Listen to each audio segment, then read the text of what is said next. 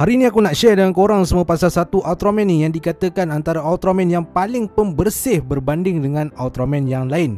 Ultraman ni dia memang takut gila dengan kekotoran. Kalau dia kena je benda yang kotor sikit, dia mulalah lemah semangat. Lepas tu tak boleh nak lawan. Aduh, lemah gila Ultraman ni.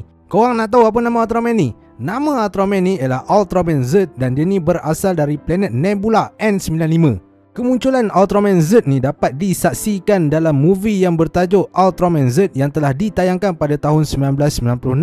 Nama Z ni adalah gabungan daripada perkataan Zenith dan juga Earth. Movie Ultraman Z ni mengisahkan tentang Ultraman Z yang datang ke bumi untuk melindungi bumi. Memang tipikal cerita Ultraman yang biasa kita tahu tu lah.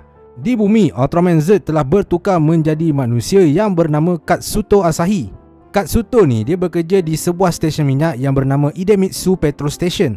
Tapi stesen minyak ni bukan stesen minyak yang biasa. Stesen minyak ni sebenarnya adalah sebuah pangkalan rahsia sebuah pasukan pertahanan yang bernama Maido ataupun nama panjang dia Mysterious Yondes Defense Organization. Disebabkan Katsuto ataupun Z ni punyalah takut dengan kekotoran, dia tak dibenarkan untuk menyertai misi yang dijalankan oleh pasukan Maido. Jadi, dia hanya bertugas sebagai tukang cuci kat stesen minyak tu. Sementara tu, bumi senyap-senyap diserang oleh seekor alien yang bernama Alien Benzin yang mahu mendapatkan semua sumber emas yang ada kat bumi. Jadi, dia pun hantarlah raksasa dia yang bernama Cotton Pope untuk menyedut semua sumber emas yang ada kat bumi. Pada masa yang sama juga, Alien Benzin dapat tahu yang Ultraman Z ni sebenarnya adalah Katsuto. Sebabnya, dia tengok ada persamaan antara Katsuto dan juga Ultraman Z yang kedua-duanya memang fobia gila dengan kekotoran. Alien Benzin juga pernah ternampak Ultraman Z berlatih menggunakan Special Shula Beam. Dan ini menyebabkan dia berminat nak menggunakan serangan Ultraman Z ni untuk dia mendapatkan emas dengan lebih cepat dan pantas. Tapi dengan serangan Special Shula Beam tu akan menyebabkan bumi ni musnah walaupun Alien Benzin boleh dapat emas. Tapi dia kan alien yang jahat kan, so dia peduli apa kalau bumi ni hancur, janji dapat emas. Sebab itulah Alien Benzin ni dia dah culik kawan Katsuto dan juga beberapa orang budak dengan tujuan untuk dia menarik perhatian Ultraman Z dan seterusnya menggunakan serangan Special Shula Beam. Jadinya masa Ultraman Z nak selamatkan kawan dia dengan budak-budak yang kena culik dengan Alien Benzin tu, dia nak gunalah serangan Special Shula Beam. Masa tu Ultraman Z tak tahu pun tujuan yang Alien Benzin tu culik budak dengan kawan dia sebab nak paksa dia guna serangan tu. Muncullah pasukan pertahanan Maido datang dan bagi tahu ke Ultraman Z supaya jangan gunakan serangan tersebut sebab serangan tu boleh menghancurkan bumi.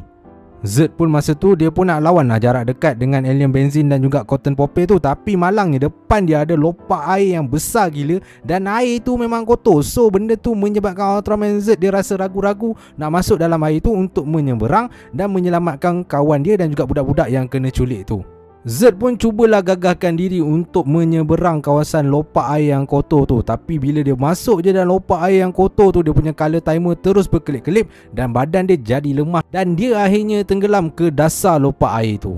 Tapi mujurlah masa tu kawan-kawan Z dan juga budak-budak yang kena culik tu bagi sorakan semangat kepada Z yang akhirnya menyebabkan dia kembali bertenaga dan keluar semula dari air tu. Bila dah keluar je dari air tu, Ultraman Z pun teruslah berlawan dengan raksasa Cotton Pope dan kemudiannya dia membuat serangan Z Knee Strike yang menyebabkan Cotton Pope jatuh pingsan. Selepas tu Ultraman Z menyerang pula Alien Benzin dengan menggunakan serangan Super Z Kick yang akhirnya menyebabkan Alien Benzin tu tercampak ke angkasa lepas dan hilang entah ke mana. Z kemudiannya mengangkat dan membawa Cotton Pope yang jatuh pingsan tu ke angkasa lepas. Masa ke angkasa lepas, dia pun tembaklah Cotton Pope tu menggunakan Special Shula Beam sehingga hancur berkecai.